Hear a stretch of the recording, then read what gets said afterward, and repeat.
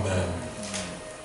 Ici, si on a lu toute l'histoire, c'est pour que nous puissions encore nous rappeler de ce qui s'est passé. Mais la réaction du Père,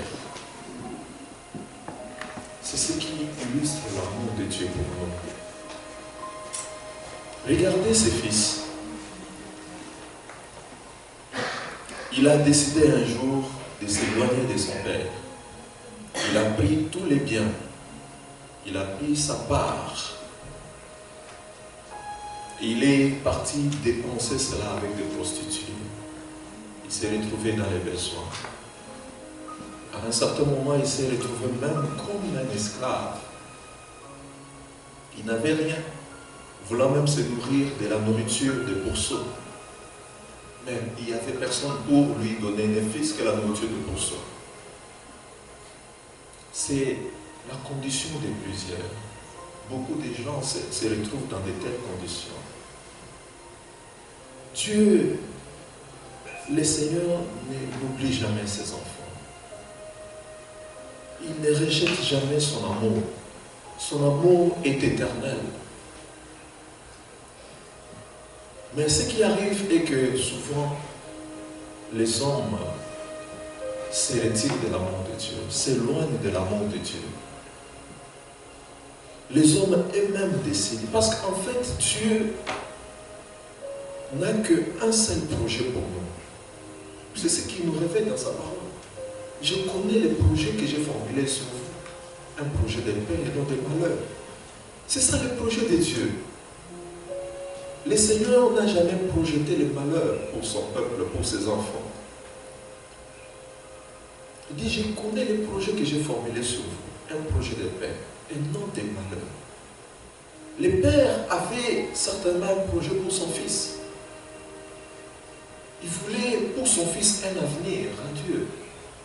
Mais le fils a décidé de partir avec tout ce qu'il avait, tout ce que le père lui a donné comme provision. Et chacun de nous ici a quelque chose que le Seigneur lui a donné pour son bien-être ici-bas.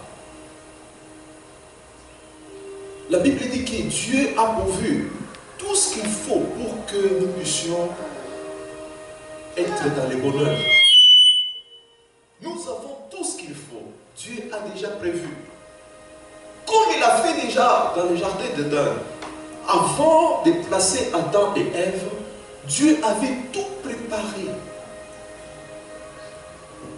Il avait tout préparé pour que Adam et Ève vivent dans le bonheur.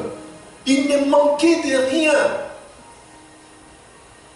Et c'est ce que le Seigneur fait pour nous. Il prépare tout pour nous. Il met tout à notre disposition. Mais ce qui arrive est que lorsque nous décidons de nous éloigner de Dieu, avec ce que le Seigneur nous a donné, nous nous éloignons de lui. Nous prenons nos propres décisions, nos directions personnelles qui n'ont rien à voir avec le Seigneur. C'est là maintenant que nous commençons à dépenser tout ce que le Seigneur nous a donné. Nos talents, nos dons. C'est là que l'ennemi maintenant s'empare de ces choses.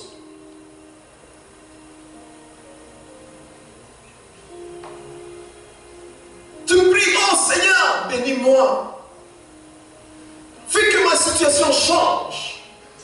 Et Dieu change ta situation. Dieu te donne du travail. Dès que tu as le travail, tu commences à avoir de l'argent avec ton argent. Tu commences à acheter des choses qui ne glorifient pas le Seigneur.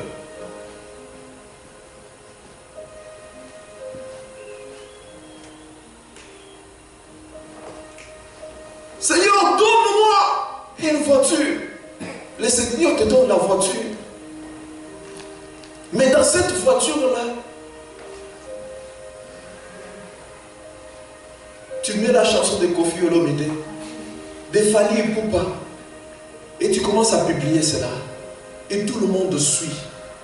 Au lieu de répandre la gloire de Dieu, tu commences à répandre l'onction satanique, des démons. Voilà comment nous dépensons ce que Dieu nous a donné avec des prostituées. Au lieu de servir pour la gloire de Dieu, nous servons pour la gloire de l'autre.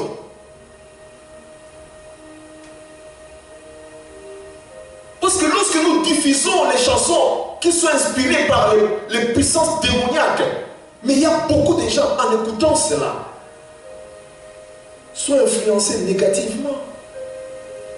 Donc nous servons l'ennemi. C'est ça ce que la Bible appelle la prostitution. Servir un Dieu étranger.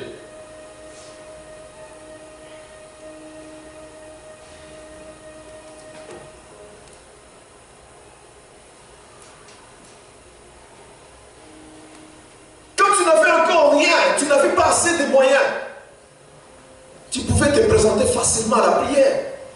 Mais quand Dieu te donne suffisamment de moyens, chaque week-end, tu pars en vacances, tu pars te promener.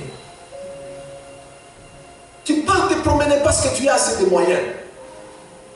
Tu as oublié qu'il faut un temps pour adorer le Seigneur. Un temps pour être dans l'assemblée du Seigneur. Voilà comment nous dépensons ce que Dieu nous donne avec la prostitution. Dans la prostitution.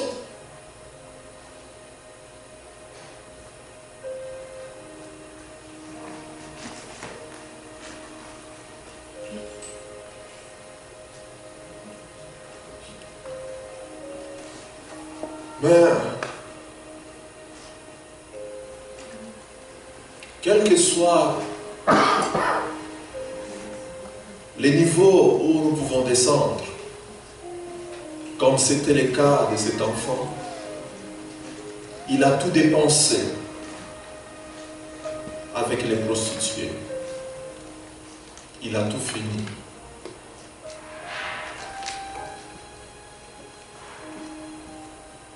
Mais ce qui est positif, c'est qu'à un certain moment, il s'est ressaisi. Il s'est dit non, je ne dois pas continuer avec cette vie. Dans la maison de mon père, il y a d'abondantes joies. Dans la maison de mon père, les gens ne manquent de rien. Nous devons comprendre une chose, que lorsque nous marchons avec Dieu, Dieu n'est pas un homme pour mentir, ni le fils d'un homme pour se repentir. Tel que la parole de Dieu nous dit, que ceux qui se confient à l'Éternel ne sont privés d'aucun bien. Ceux qui marchent avec Dieu, ceux qui craignent Dieu, ne sont privés d'aucun bien.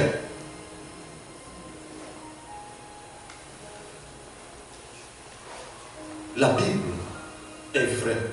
La Bible, c'est la vérité. Tout ce que la parole de Dieu déclare, c'est la vérité. Ceux qui se confient en Dieu, ceux qui marchent réellement avec le Seigneur, ceux qui craignent Dieu, ne sont privés d'aucun bien. Et Jésus a dit, jusque-là, vous n'avez pas encore demandé quelque chose. Vous n'avez encore rien demandé. Demandez, afin que votre joie soit complète. Comme c'était le cas du fils aîné, qui était choqué lorsque l'autre fils était revenu. Le père lui a dit, tout ce que je possède, ça t'appartient. Il dit, tu ne m'as jamais donné un veau gras pour que je puisse me réjouir avec mes amis. Le père lui a dit, mais, en d'autres termes, la réponse du père voulait dire, tu n'as même pas besoin de me demander. Tout ce que je possède, c'est à toi. Tu pouvais te réjouir. Tu pouvais prendre et te réjouir. Et beaucoup de chrétiens se comportent comme des étrangers dans la maison de leur père, comme cet enfant.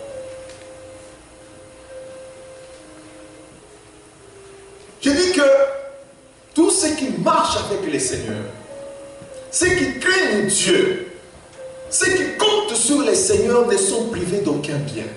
D'aucun bien.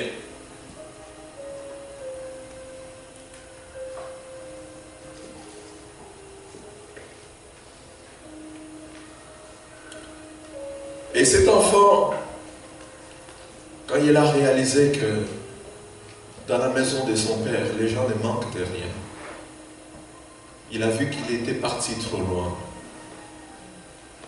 Il a décidé, j'irai vers mon père, je vais m'abaisser, je vais me repentir, je vais lui dire, traite-moi de fils comme un travailleur, pas comme un enfant. Et quand il est arrivé, le père l'a vu de loin. Le père a couru.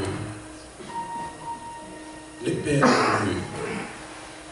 En d'autres mots, si le père a couru, c'est que chaque jour, le père était en train d'observer. Il était en train de regarder. Où est mon fils? Où est-ce qu'il est? Où est-ce qu'il est parti? L'amour de Dieu. Et la Bible dit que du haut dessus, Dieu regarde. Il regarde, il observe, il est captif. Et son désir est de les libérer, de les délivrer. C'était ça le regard de ses papas. Le fils est venu. Oh, traite-moi comme un esclave. Le père n'a même pas écouté cela.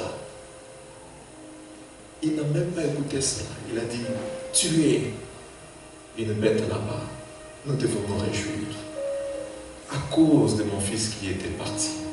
Et maintenant, il est revenu. C'est ça l'amour du Seigneur pour nous. Ce qui intéresse Dieu, c'est notre cœur repentant quand nous venons à lui de tout notre cœur. Et il est toujours prêt à pardonner nos péchés, nos iniquités. Il nous aime d'un amour éternel. C'est pourquoi, malgré nos faiblesses, nos défaillances, le Seigneur nous conserve toujours sa bonté. L'amour de Dieu est profond. L'amour de Dieu est profond. C'est pourquoi, malgré que cet enfant était descendu bas, mais l'amour de ses pères est descendu jusque là pour les remonter. C'est ça l'amour de Dieu. Quel que soit le niveau où nous descendons, si nous prenons la décision de revenir à lui, le Seigneur nous accueille. Le Seigneur nous reçoit. Je viens de dire cet après-midi que le Seigneur t'aime. Il t'aime. Il t'aime. Tu te fais du mal pour rien. Tu te mets dans une position d'esclave en marchant loin de la gloire du Seigneur, loin de sa face.